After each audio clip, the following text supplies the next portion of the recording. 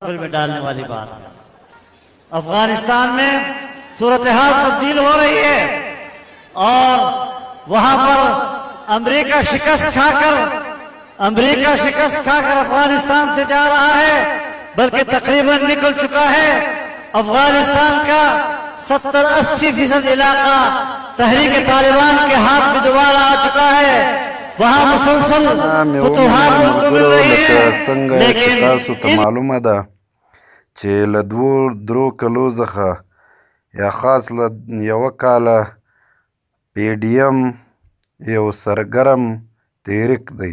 پی ډي ایم کې بیلې پارټۍ دي او هغه راپاڅېدلي دي او د پوج خلاف خاص راپاڅېدلي دي.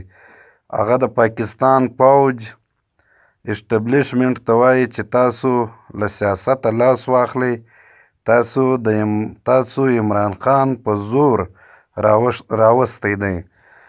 نو مولوي فضل الرحمن د دې مشر دی. هغه وایي، مولوي فضل الرحمن وایي چې جمهوریت او ډیموکراسي به په پاکستان کې بحالوو، د زور واکمني به د هیچ چا نه منو، د پوج هغه به نه منو.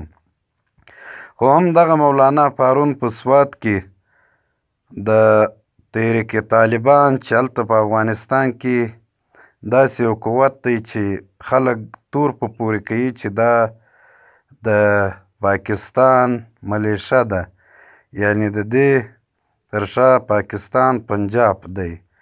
نو مولوي فضل الرحمن هلته هم د دغه خلکو ملاتړ کړی دی. دا هغه خلک دی چې په افغانستان کې په ووټ نه بلکې د زور د توپک له لارې په افغانستان کې جنګ کوي او په زور د افغانستان وطن نیسي.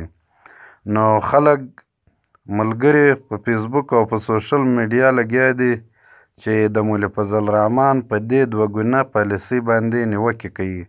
هغه وایي چې ته خو په افغانستان کې ووټ نه غواړې، ته باید داسې ویلي وای چې طالبان او د افغانستان حکومت دې سره کښېني، هغه بیا که طالب وي او که عام سړی وي، ووټو ته دې ودرېږي چې چا ووټ وګټئ هغه به باچا وي.